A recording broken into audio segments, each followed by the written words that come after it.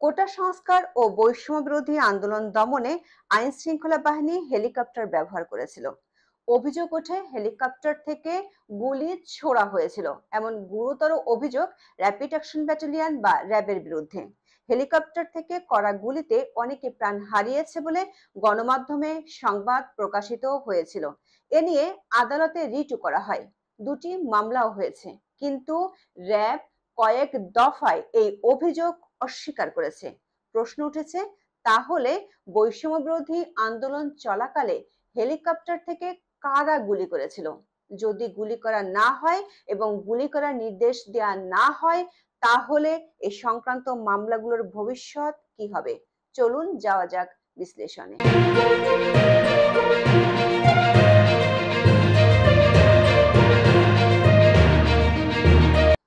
বৈষম্যবিরোধী ছাত্র আন্দোলনের ডাকে দেশ ছিল তখন উত্তাল। 18 জুলাই কমপ্লিট শাটডাউন কর্মসূচিতে সংঘর্ষ ও পুলিশের গুলিতে বেশ কয়েকজন মারা যায়। পরদিন থেকে ঢাকার আকাশে র্যাবের হেলিকপ্টার উঠতে দেখা যায়। অভিযোগ উঠেছিল, দেশে প্রথমবারের মতো আন্দোলন দমনে আইন শৃঙ্খলা বাহিনী হেলিকপ্টার ব্যবহার করেছিল। হেলিকপ্টার থেকে ছোড়া গুলিতে নিহত এবং আহত হয়েছে শিশু থেকে বয়স্করা। এমন তথ্য দিয়ে জুলাইয়ের শেষ দিকে পত্রপত্রিকায় অনেকগুলো রিপোর্ট প্রকাশিত হয়। 24 জুলাই দৈনিক প্রথম আলোতে ছাপা হওয়া এক রিপোর্টে বলা হয়, 19 জুলাই মিরপুরে শিশু সামির ঘরের মধ্যেই গুলিবিদ্ধ হয়ে মারা যায়। তখন হেলিকপ্টার থেকে ওই এলাকায় গুলি ছোড়া হচ্ছিল।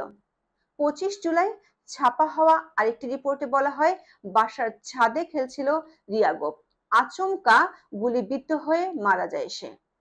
26 জুলাই দৈনিক ইত্তেফাকে প্রকাশিত রিপোর্টে এক নিহতের বাবা অভিযোগ করেন, 19 জুলাই তার ছেলেকে হেলিকপ্টার থেকে 3টি গুলি করে হত্যা করা হয়। 31 জুলাই দৈনিক প্রথম আলোতে ছাপা হওয়া আরেকটি রিপোর্টে বলা হয়, 20 জুলাই নারায়ণগঞ্জে সুমাইয়া আক্তার হেলিকপ্টার দেখতে বারান্দায় গেলে হেলিকপ্টার থেকে ছোড়া গুলিতে মারা যায়।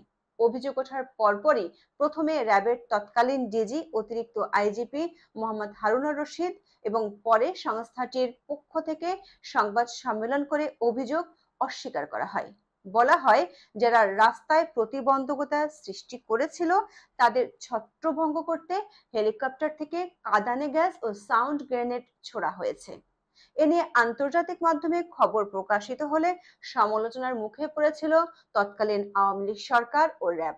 অবস্থা বেগতিক দেখে পররাষ্ট্র মন্ত্রণালয় থেকে বিবৃতি দিয়ে অভিযোগ অস্বীকার করা হয়েছিল।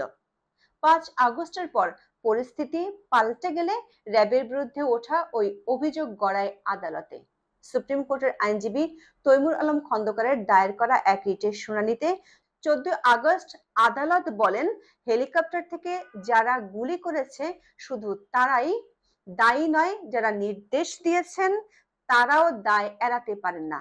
এর অর্থ হলো, আদালতের কাছে প্রতীয়মান হয়েছে হেলিকপ্টার থেকে গুলি করা হয়েছিল। পরদিন হেলিকপ্টার থেকে গুলিতে শিশু ও মানুষের মৃত্যুর কারণ বের করতে আন্তর্জাতিক নিরপেক্ষ তদন্ত করার জন্য কেন নির্দেশ দেওয়া হবে না তা জানতে চেয়ে রুল দেন হাইকোর্ট। এরপর 15 আগস্ট আন্দোলনের সময় হেলিকপ্টার থেকে ছোড়া গুলিতে নিহত হওয়ার অভিযোগে প্রথম মামলা হয়। রাজধানীর মোহাম্মদপুর থানায় এক মাদ্রাসার শিক্ষার্থী নিহতের ঘটনায় মামলায় আসামি করা হয় সাবেক প্রধানমন্ত্রী শেখ হাসিনা সহ 16 জনকে, যাদের মধ্যে পুলিশের সাবেক আইজি ও ডিএমপি কমিশনার এবং র্যাবের সাবেক ডিজিও আছেন। একই ধরনের অভিযোগে আরো একটি মামলা হয় 21 আগস্ট, যে মামলায় শেখ হাসিনার সাথে সাবেক প্রধান বিচারপতি খায়রুল হককেও আসামি করা হয়েছিল। তবে এবার র্যাবের সাবেক ডিজিকে আসামি করা হয়নি। 5 আগস্টের পর থেকে বিষয়টি নিয়ে আন্তর্জাতিক তদন্তের দাবি উঠেছিল, কিন্তু অন্তর্বর্তী সরকার এখনো পর্যন্ত বিষয়টি নিয়ে আনুষ্ঠানিক বিবৃতি দেয়নি। এমন পরিস্থিতিতে র্যাবের এক সংবাদ সম্মেলনে 2 অক্টোবর বিষয়টি নিয়ে সাংবাদিকরা আবারও প্রশ্ন করেন। জবাবে র্যাবের আইন ও গণমাধ্যম শাখার পরিচালক মুনিম ফেরদৌস বলেন, বৈষম্য বিরোধী ছাত্র আন্দোলনের সময় হেলিকপ্টার থেকে কোনো গুলি করা হয়নি। ওই সময় হেলিকপ্টার থেকে টিয়ার শেল ও সাউন্ড গ্রেনেড নিক্ষেপ করা হয়েছে। হাইকোর্টের কাছে প্রতীয়মান হয়েছিল হেলিকপ্টার থেকে গুলি ছোড়া হয়েছিল। দেশীয় ও আন্তর্জাতিক গণমাধ্যমে খবর এসেছিল এবং অভিযোগ ছিল র্যাবের বিরুদ্ধে। সেখানে পরিবর্তিত পরিস্থিতিতে সংস্থাটি যখন আবারও অস্বীকার করেছে, তখন প্রশ্ন উঠেছে, তাহলে হেলিকপ্টার থেকে গুলি ছুড়েছিল কে? গুলির নির্দেশ আদৌ কি দেওয়া হয়েছিল? এই দুটি প্রশ্নের উত্তর খুঁজতে দেখে আসি বাংলাদেশের আইন শৃঙ্খলা বাহিনী আদৌ হেলিকপ্টার ব্যবহার করে কি না। গণমাধ্যমের খবর হলো, র্যাবের এয়ার উইং ব্যবহার করে যুক্তরাষ্ট্রের তৈরি বেল 407 হেলিকপ্টার। এ ধরনের দুটি হেলিকপ্টার রয়েছে র্যাবের। বাংলাদেশ পাবলিক প্রকিউরমেন্ট অথরিটির ওয়েবসাইটে দেখা যাচ্ছে 2019 সালের 27 মে র্যাবের জন্য এই হেলিকপ্টার কেনার টেন্ডার দেওয়া হয়েছিল, আর পুলিশের জন্য দুটি হেলিকপ্টার কেনার টেন্ডার দেওয়া হয়েছিল 2021 সালে। রাশিয়ার সাথে এ নিয়ে চুক্তিও হয়েছিল, কিন্তু অর্থাভাবে তা পিছিয়ে যায়। পুলিশ বলছে দুটি হেলিকপ্টার কেনার বিষয়টি প্রক্রিয়াধীন আছে রাশিয়া থেকে। সেই দুটি হেলিকপ্টার এখনো দেশে আসেনি। বর্তমানে পুলিশের যে দুটো হেলিকপ্টার আছে সেগুলো ব্যবহার হচ্ছে র্যাবে, কারণ র্যাব পুলিশ বাহিনীরই একটি অংশ। আন্দোলনের সময় অভিযোগ ছিল এ দুটি হেলিকপ্টার র্যাব ব্যবহার করেছিল। অন্যদিকে বিজিবি বলছে আন্দোলনের সময় হেলিকপ্টার ব্যবহারের অনুমতি থাকলেও তারা তা করেনি।